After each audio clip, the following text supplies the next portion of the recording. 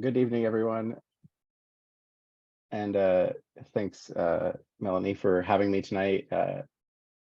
This dinging for Zoom is going to be real interesting. Sorry.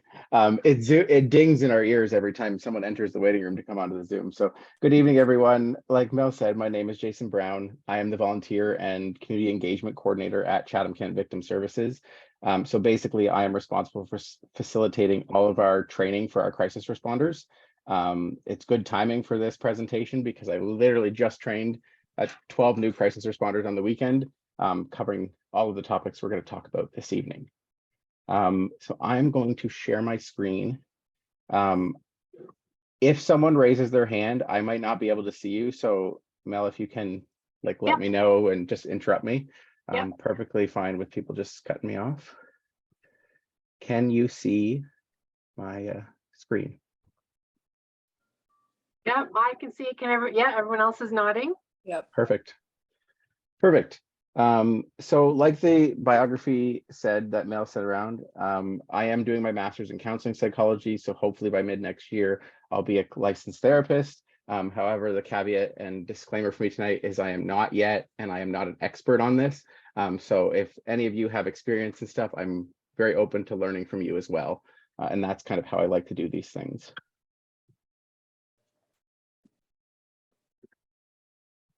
So before we start, we'll be discussing difficult topics and subjects. If for any reason you're distressed by the conversation, feel free to step out, turn your camera off, walk away. If you do need to leave, I would ask that you just let Mel know that, you just had to step out and check in with her just to make sure everyone's safe. So I like to kick it off by this quote. It's by a book called Transformative Care, Trauma-Informed Approaches to Caregiving. So trauma-informed care is about shifting from the pathology of what is wrong to one of caring understanding and what happened. So the way I look at it is we tend as a society to look at people when they're acting differently or react to things a certain way as, what the heck is wrong with them? Like, come on, and really being trauma informed is about shifting that to a much more empathetic approach to what happened to them to make them react that way or act that way. So what is trauma? And that's kind of going to be the first half of the presentation. And there's a couple videos. So I'm going to monitor time. If we don't have time for the videos, I'll just have Mel email them out to everyone afterwards. So at its core, trauma is the unique physiological and psychological response to threatening events or experiences. So as the quote on the screen says, it's a wound, often an invisible wound. When we go through traumatic experiences, and I'll use the example of a car accident. So you might break your bone in a car accident, but that doesn't mean your mind has not been damaged in any capacity, and it's an invisible wound. So that's a unique way I like to think about trauma. And can you tell me, Mel, if this video kicks off? I'm not sure if anyone is familiar with Dr. Gabor Mate. He's a world-renowned physician out of Vancouver. He's been talking about trauma for decades, and he's done a lot of work on stress and its relations to trauma and how it plays itself out in the rest of the body.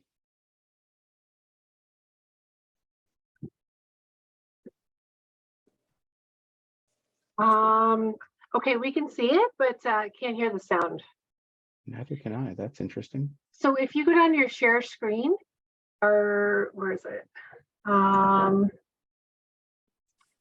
Is it like settings? Yeah, this should be like up at the top. There should be view options. Share sound. Yep, that's it. Trauma is not what happens to you. It's what happens inside you. That's a good thing, by the way. Because if trauma, in terms of what happened to me as a Jewish infant under the Nazis, if that was the trauma, I'll never be a person who wasn't a Jewish infant under the Nazis and during that period of genocide. If trauma is the fact that you were abused as a child, you will never be a person who wasn't abused as a child. Trauma can also be inflicted not by what happens to you, but what doesn't happen that should happen. So that when your needs aren't met, that can wound as well. Even though you weren't overtly hurt, you're still wounded by not having your essential human needs met. But if that was the trauma of what happened to you, guess what? It'll never unhappen. But if trauma is what happened inside you, the wound that you sustained, the meaning you made of it, the way you then came to believe certain things about yourself or the world or other people. And if trauma was that disconnection from the authentic self, well, guess what? Good news. That can be restored at any moment. So that's why, Sharon, when you talk about the new view of trauma, when we see it as that wound, as long as we see it that way, it's a wound that can be healed. If we see it as a bunch of things that happened, that'll never unhappen. But we don't have to, the biggest lesson for me, and one I continue to have to learn, is that we don't have to allow it to define our lives, how we see ourselves, how we see the world, how we relate to the world, other people, how we relate to possibility, how we relate to even spiritual transformation. And if anyone's interested in books he's written, because like I said, he's done work on trauma and its connections with ADHD and addictions and things, as well as just overall stress in our lives and adverse experiences and what they do to our bodies. There's a book at the end that I can recommend, but if you just search his name, he'll come up right away online for anything. But he is an expert in treating trauma. So as Dr. Mate said, trauma is not the event. It's not just emotional or psychological, but it is in fact a neurobiological, physiological, and psychological response to our unbearable experiences, which is why when if you've ever been scared, you'll know that feeling of your heart is jumping out of your chest. That is what we would call evolutionarily, an adaptive stress response. Your body actually does that because it pulls all its blood from your extremities, so your arms and legs, to your central organs, so your brain and your heart and stuff, because it views a threat that is life-threatening. So it does all it can to keep you alive.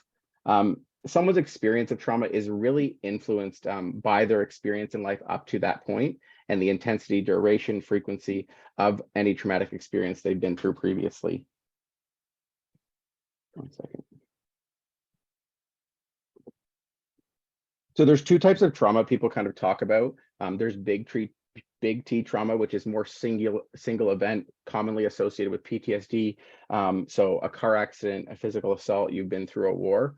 Whereas little T trauma is something that's one instance of might not necessarily be traumatic, but over time will repeatedly be traumatic. And I know I have harassment and bullying on the screen, but one example I might use is a parent who screams at their child because they've done something.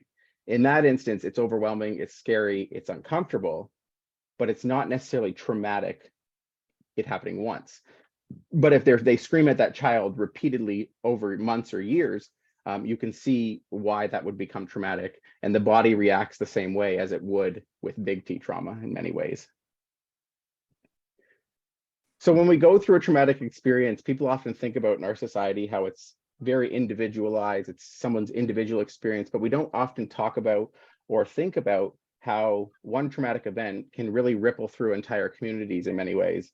And I'll use the example of myself. So in the summer, I was in a fairly violent car accident, and it wasn't just me impacted. My girlfriend was in the car with me, but all of our relationships were impacted because now we weren't available for them and we weren't talking to them as regularly. And the way we talked to them was in relation to what we went through.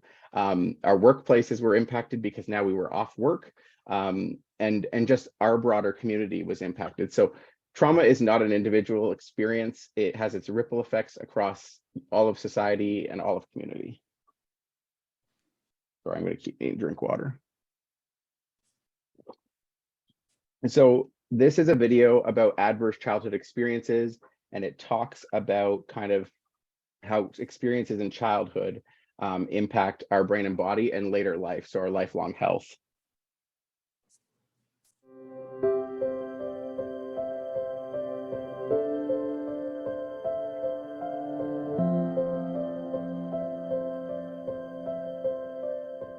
A child's experiences early in life are important building blocks for the developing brain. Genes, nature, are like the blueprint. They provide the basic framework for brain development. However, genes do not design the brain completely.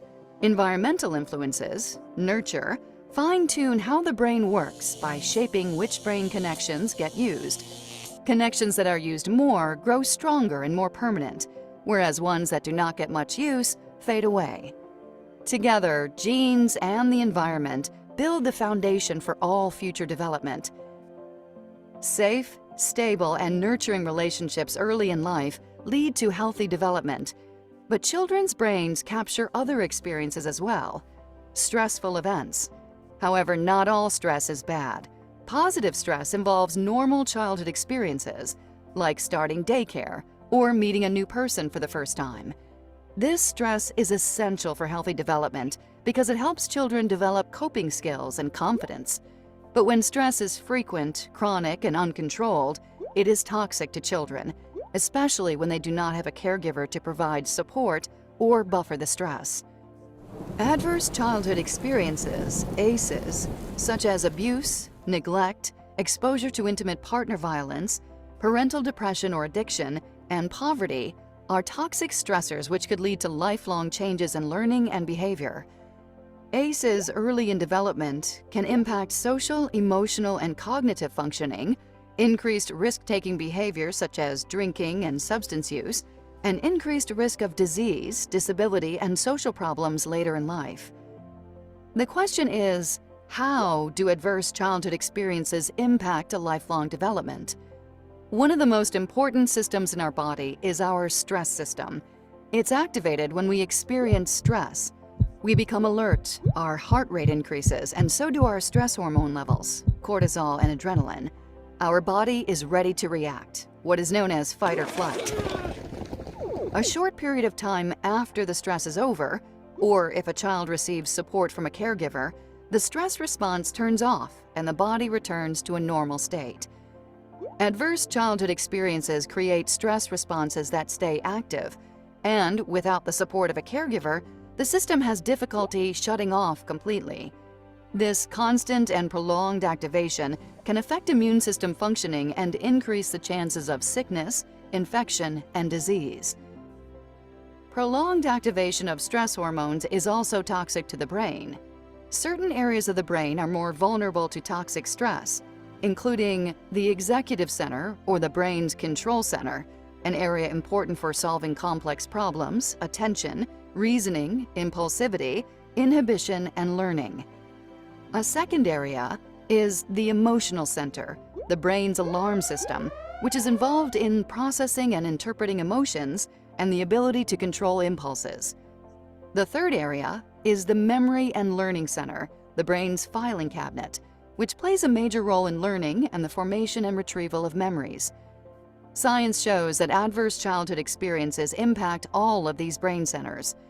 Behaviorally, what we begin to see is emotional distress, poor emotion regulation, greater impulsivity, learning difficulties, and physical and mental health problems. More recently, science has begun to look at how ACEs cause changes in gene expression through a process called epigenetics, which helps us understand how nature and nurture interact.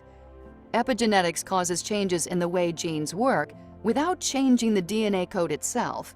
This occurs through chemical changes influencing how the code is used. In other words, genes are like the hardware in a computer. They determine the boundaries of what is possible. However, we need an operating system to tell the hardware what to do. Epigenetics is like the operating system directing the function of a gene's DNA hardware. The genes we are born with are the genes that we have for life, but experiences like nutrition, exercise, smoking, stressors, and relationships all affect our biology. Adverse childhood experiences are associated with epigenetic changes related to stress, brain development, cognition, and systems associated with mental and physical health. Changes that happen early in brain development are more likely to be enduring and are possibly passed on to future generations as well.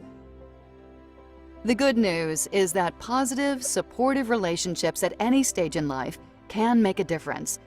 However, supporting families and children early on will help prevent many of these negative outcomes. One of the key ingredients for healthy development is having warm, loving, and actively engaged caregivers. This involves promoting serve and return interactions, where caregivers actively and warmly engage with the child. Making eye contact, responding to sounds, words, gestures, emotional needs, and sharing experiences like reading and play. Providing programs that support caregivers to strengthen these abilities are the blocks that build healthy foundations for life.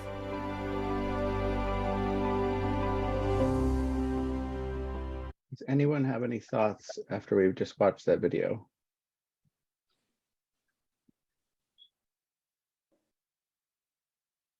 Tough crowd tonight.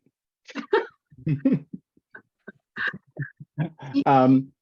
can write it in the chat too if you don't want to speak. Yeah, if you don't want to speak, I'm more than welcome. I just like to try to encourage some discussion. But what I will say is that was just to illustrate that early childhood experiences are so critical for the way we develop as human beings over life. And there's a book by Dr. Bruce Perry called The Boy Who Was Raised as a Dog. And the chapter that book is named after is about a boy who was born, his mother died, and he was raised by his grandmother for the first year of life. And then his grandmother died. And her grandmother's partner had no children, no experience with kids. And this poor child was raised as a dog for the first 5 years of his life. The man put him in a cage and raised him as a dog, still fed him and all of that, but because he didn't know any better, the book says. Well, the reason this child was able to become a fully functioning adult and integrate successfully into society was because of all that love and nurturing that the grandma gave him in the first year of life. So we often just don't think about the way those experiences and trauma plays into that. Let me see. Oops. Next slide. So post-traumatic stress disorder is probably the most common thing many of us think of when we think of trauma. However, it is very, very difficult to get a diagnosis for it. You will see the criteria one is exposure to death, threatened death, actual or threatened serious injury, or actual or threatened sexual violence, either through direct exposure, witnessing the trauma, learning that a relative or close friend has been through it, or repeated extreme exposure to the details. So it is a very difficult diagnosis to receive. Many people actually experience what we call post-traumatic stress injury. So they don't receive the clinical diagnosis, but they receive a traumatic injury as opposed to a disorder that would impact them possibly throughout their life. And there's a lot of criticisms in the mental health community on the definition of PTSD in the statistical manual because it really does limit the definition of trauma because people think PTSD is what trauma is. So that definition kind of minimizes the experience of someone who may not meet all the criteria. Little t trauma is really not fully covered by the DSM-5 criteria. So you can think of someone or a child or a partner who has been repeatedly emotionally abused. They're not getting that physical violence that criteria calls for. So they would not be covered under the definition of post-traumatic stress disorder. So now we're going to go through kind of what different kinds of trauma. So systemic traumatization is where like larger systems experience trauma. It can occur, familial, organizational, geographical, global. And I'm sure we can all think of one that every single one of us on this call has been through a systemic traumatization is the last several years of the pandemic and how it has upended entire ways of life. Entire governments have been upended on how we function as a society. So that is a form of trauma. But you can also think about how something like a divorce completely disrupts and has that ripple effect throughout an entire family system. So an intergenerational trauma is where the trauma isn't necessarily experienced by all subsequent generations, but it is passed down through a person's experience of that trauma and how it plays out and how they might interact with people or raise families and stuff. And the most common one we hear about is the experience of residential schools in Indigenous communities, where that trauma may have been experienced 2 or 3 or 4 generations ago, but it is still playing out in Indigenous communities across the country because of the impacts of that trauma. It is really important when we're talking about trauma and being trauma informed to think about the role of systems and the critical role they play in people's experiences of trauma. For some people, institutions and social structures are the things that are causing the trauma. So the potential for being re-traumatized and re-victimized is very high with certain people and certain clients. And when we talk about residential schools, we can think about why an Indigenous person might not have the same experience with government as some of us may. And the same thing is by people of color who have been racially profiled, why they might not have the same trust of law enforcement, because their view and experience of the system is very different. And I wrote a question at the bottom. So does anyone have a comment on why they think systems are so important in, you know, all of your roles as a volunteer, and kind of being aware how, you know, they impact people's experiences?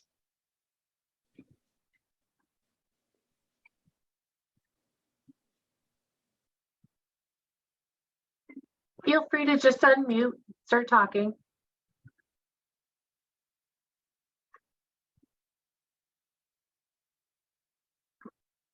In the chat, it says systems define boundaries.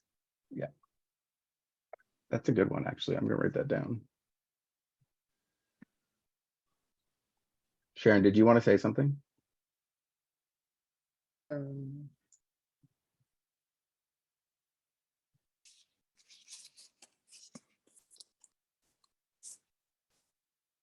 Sharon, we're just going to unmute you there. If you want to unmute yourself. There, I'm unmuted. There you go. I think it's very important as our role at the hospice, based on, I believe, the families of the people that we're serving or the clients, because that's very traumatic for them. Mm-hmm. It is for the people that are passing too, but I think the overlay is very traumatic for the living family members. Absolutely. So in the chat, Danielle says, healthcare is an institution that has victimized people. So by association, hospice is part of that. That's a very good one. Yes. And that's a good way to think about the work you do and how certain people may not have a similar view of hospice as a healthcare institution because of being played into the whole healthcare system, and how if certain people haven't been treated as well or been traumatized by the healthcare system or healthcare professionals, why they might feel that way and why they might interact with you differently as volunteers or even the people who work at the hospice.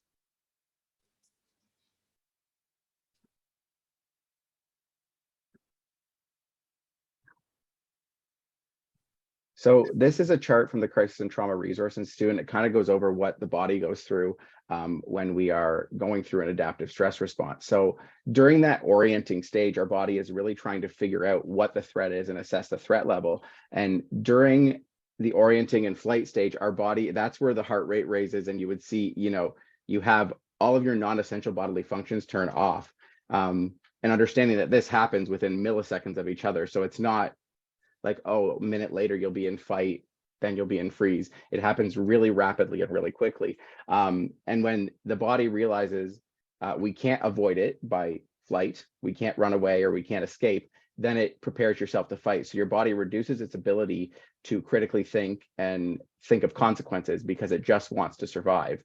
So it will fight back. And when if it can't fight back or there's no way to do that, that is when the body does, it freezes. And then in the next slide, I'll talk about how the brain disassociates and how with severely traumatic experiences, why we don't remember parts of like what happened.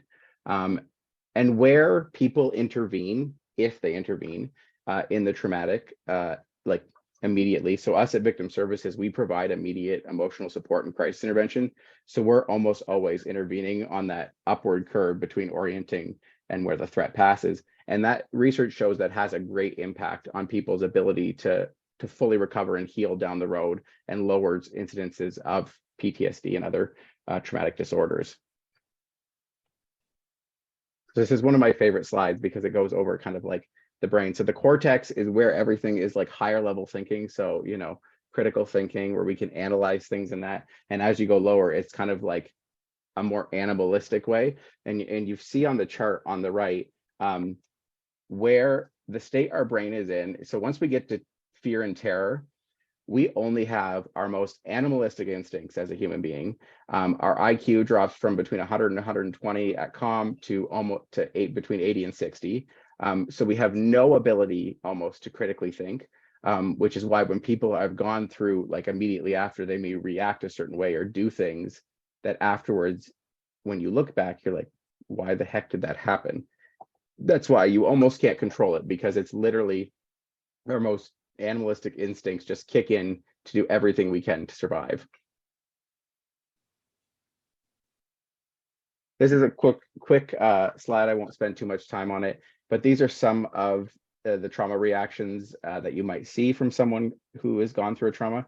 They are, you will probably notice they are not that dissimilar to grief reactions in many ways, but there is an important distinction kind of between grief and trauma. There is such a thing called traumatic grief. However, trauma on its own is really about maiming and injuring and that wound, whereas grief is more of a natural human process we go through. But the two can be very combined, and it can be a very difficult experience that some of us may have experienced. And triggers are well past the initial traumatic experience. Something might set off a flashback, or you might smell something or see something that reminds a person of their traumatic experience. Sometimes they're even brain-wise transported back to they feel like they're there, but more often than not, their body is reacting like they are there. Now we'll talk about trauma-informed care. Does anyone have any questions? I know I talk really fast or and that kind of thing. Man,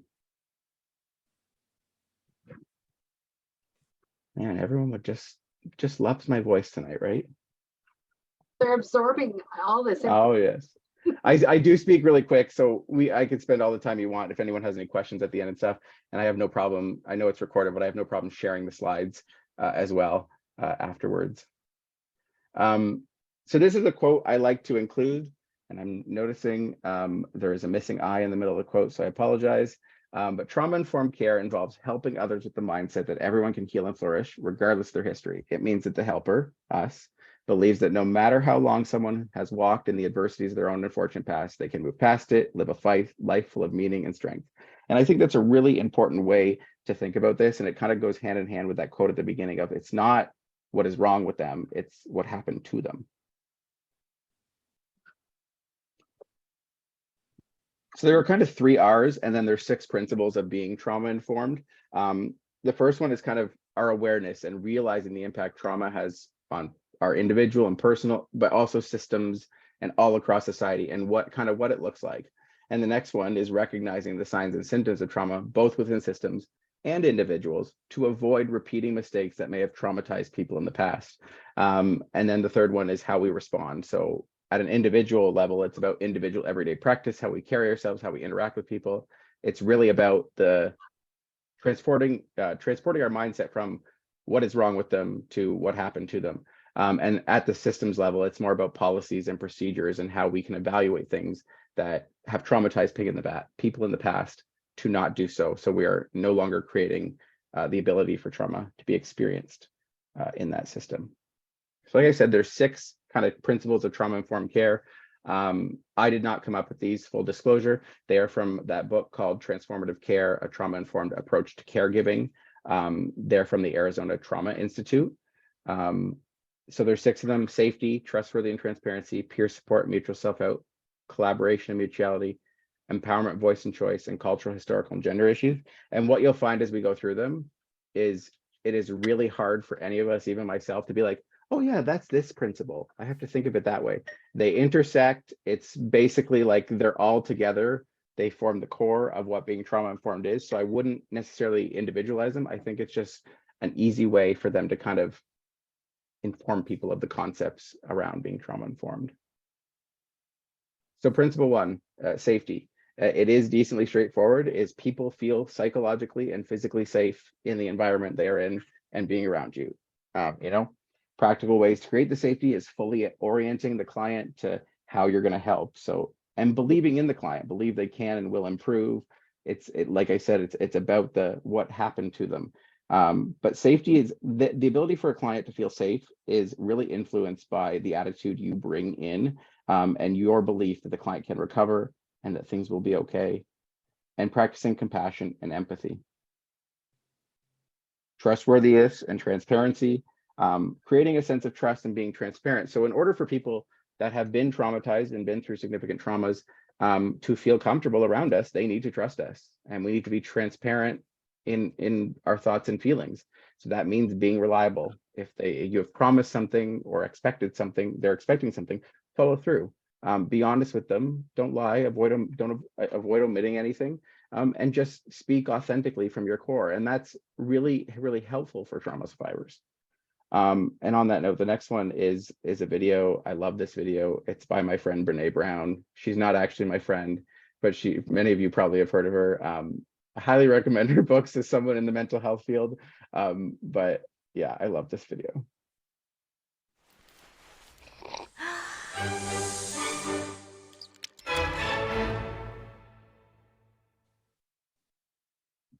So what is empathy, and why is it very different than sympathy? Empathy fuels connection. Sympathy drives disconnection. Empathy, it's very interesting. Teresa Wiseman is a nursing scholar who studied professions, very diverse professions where empathy is relevant, and came up with 4 qualities of empathy. Perspective taking, the ability to take the perspective of another person or recognize their perspective as their truth. Staying out of judgment, not easy when you enjoy it as much as most of us do. Recognizing emotion in other people and then communicating that. Empathy is feeling with people. And to me, I always think of empathy as this kind of sacred space when someone's kind of in a deep hole and they shout out from the bottom and they say, I'm stuck, it's dark, I'm overwhelmed. And then we look and we say, hey, you can climb down. I know what it's like down here, and you're not alone. Sympathy is, ooh, it's bad, no, you want a sandwich? Empathy is a choice, and it's a vulnerable choice, because in order to connect with you, I have to connect with something in myself that knows that feeling. Rarely, if ever, does an empathic response begin with at least. Yeah. And we do it all the time. Because you know what? Someone just shared something with us that's incredibly painful, and we're trying to silver lining it. I don't think that's a verb, but I'm using it as one. We're trying to put the silver lining around it. So, I had a miscarriage. Oh, at least you know you can get pregnant. I think my marriage is falling apart. At least you have a marriage. John's getting kicked out of school. At least Sarah is an A student. But one of the things we do sometimes in the face of very difficult conversations is we try to make things better. If I share something with you that's very difficult, I'd rather you say, I don't even know what to say right now, I'm just so glad you told me. Because the truth is, rarely can a response make something better. What makes something better is connection.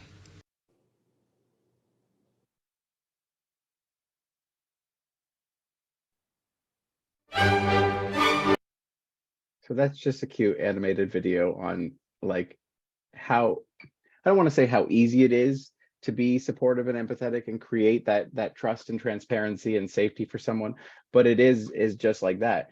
And you could probably all relate, particularly working and volunteering at a hospice, how people's intentions can go awry with the whole silver lining concept. And, well, at least you had them this long. And none of that is helpful. And I tell our crisis partners, none of that is helpful to people in those moments. But it is really uncomfortable for us as humans to kind of sit with people and sit with their feelings. But with a trauma survivor, that is really kind of what is required. The third principle, oh, did I miss anything in the chat? Oh, No, yeah, I love the video. It's, yeah, I use it everywhere. Peer support and mutual self-help. So holding that all-encompassing view of their situation and experience. And this one is really where that idea of what happened to them comes into play in your mindset. They're not just how they've acted in this moment. They're not just this one individual particular reaction. And having a greater awareness of yourself and others and what you're bringing to the conversation, and how what you might be saying or approaching the conversation with might be impacting the client or person you're talking to or supporting in a way that you might not have thought of. And just maintaining, certain ideas about life, living in the present, recognition that we're all good, even though behavior at that time may say otherwise, and that change is really the only consistent thing.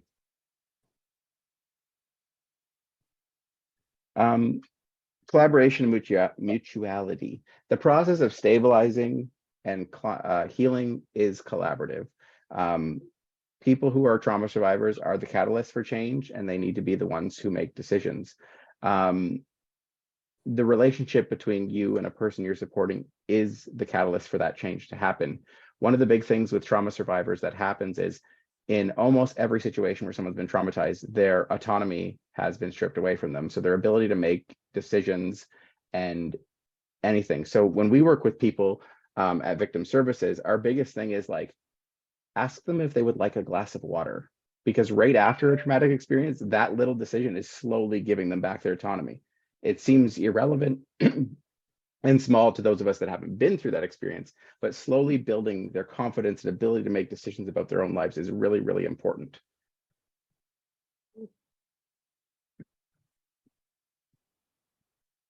And principle 5, and that goes with what I just said with the last one too, is empowering to make their own decisions.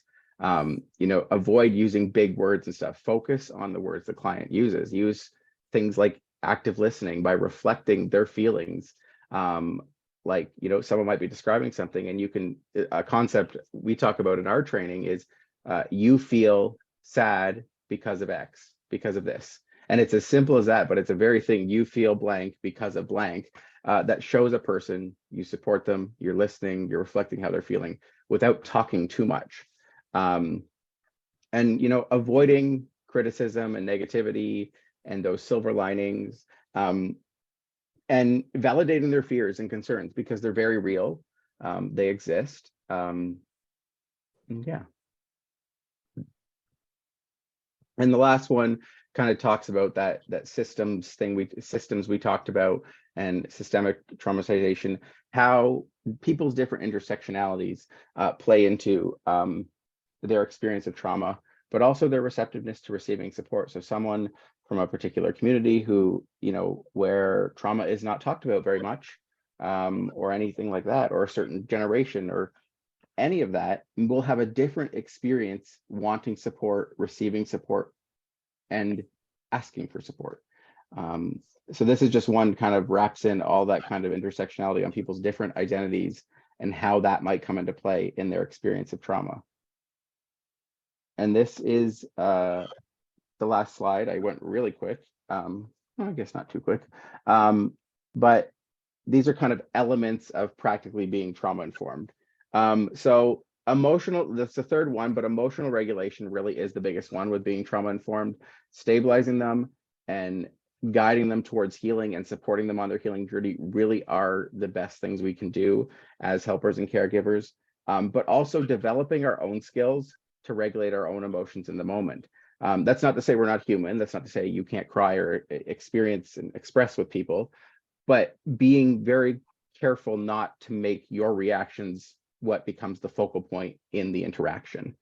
And as we've talked about, bringing an attitude of respect and honesty. So being very careful not to re-traumatize and re-victimize, approaching them, with respect and care, and going back to what happened to them.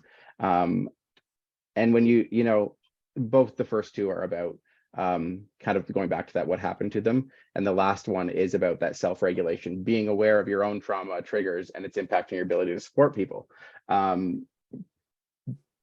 Helping people is hard. I'm sure you're all aware of that and well-versed in that. It's very impactful and very meaningful, but it can also be very, very difficult and traumatizing for those of us who do it. So being very careful to check in with yourself and check in with your support systems and the supports the hospice has available for you is really important to be the best helper and caregiver you can be.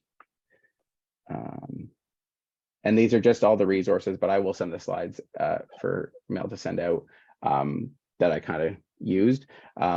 This book right here, What Happened to You? Conversations on Trauma, Resilience, and Healing, is a one I would recommend. It's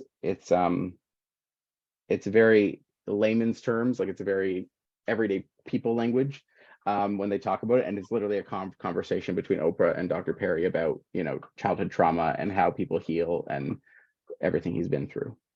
So that is the entire presentation. I know it was very quick, and if anyone has any questions, I will do my best to answer.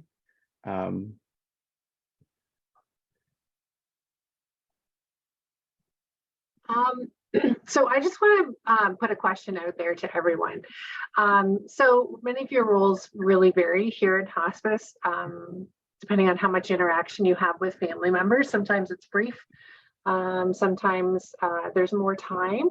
Does anyone have a situation that you want to share where in your role, you've either experienced where, maybe someone is really struggling, or where you've been triggered, or where someone was triggered by a situation? Have you had any of that experience in your role here? And this is a safe place, just to let you know too.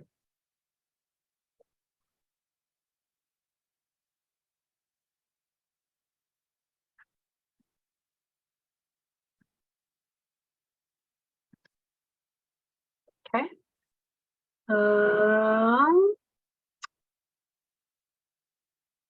Okay, I guess no one has an answer. That's okay. That's okay as well. I just want to thank you, Jason, so much for sharing this presentation with us. I don't know about everyone else, but I think my biggest takeaway from this, and please chime in, everyone else, but we don't really know who's carrying trauma.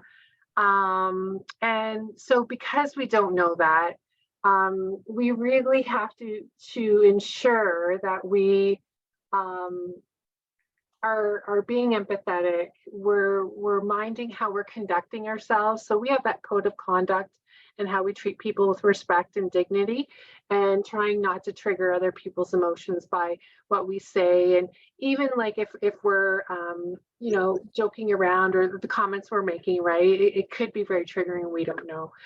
So thank you so much, Jason, for all of this. This has been fantastic. Does anyone else have anything that they want to share about the presentation? I think Carol has her hand up. Carol. Okay, go ahead, Carol. Yeah, I think what I got from this, Jason, is that we need to be better listeners, and don't, we've all got life experiences, but don't bring up your experience when someone's trying to convey something to you. Just be a listener. You don't have to give advice at all. Just listen. So that's what I got out of this whole thing. I thought it was wonderful. Lots of good points. Yeah, on that note too, is when I wrote it down and I forgot to mention it in the middle of the presentation, was the biggest thing about trauma and what it does to us as individuals at the community and society level is it forces what I call chronic disconnection. It is, people want to experience their trauma themselves, and they're scared to talk about people. So it is a very sacred thing when someone decides they want to share, particularly some traumas that are very graphic, with you and their experience. So thank you for that, Carol. It's very important to listen, and like I said throughout, kind of sit with their feelings, even though it is uncomfortable. There's another comment in here from Carrie, feeling with people, and thank you so much. Then there's another thank you so much, Jason and Mel. This was very enlightening presentation on so many levels. And then Shelley says Carol had a great point. And just for all of you too, just to be aware that if you do have a situation where you've had a situation that's triggering or difficult conversation with someone, you do have Sally Reum and her supportive care team. So that includes Bridget and Eileen, as well as myself, that you can come to just debrief and just talk about the experience that you had. Okay, so you're never alone with that. Any other final comments or questions? Okay, well, Jason, on behalf of all of us here, thank you so much. This has been so enlightening, and we really appreciate you taking the time tonight to share your wisdom on this really important topic. Yes, thank you very much, both of you. You're welcome. Thank you. Thank you. Well, Thank you. well, I hope everyone has a good night. We will be sending out that Yes. information shortly, so we'll send it all. Thanks again. Thank you.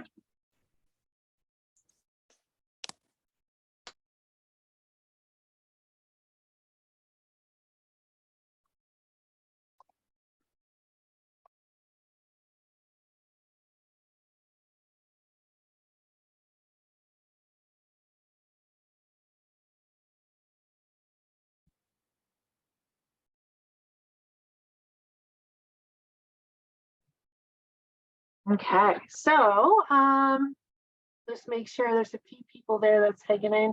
Bye, Jenny. Have a good night. Bye, Fran.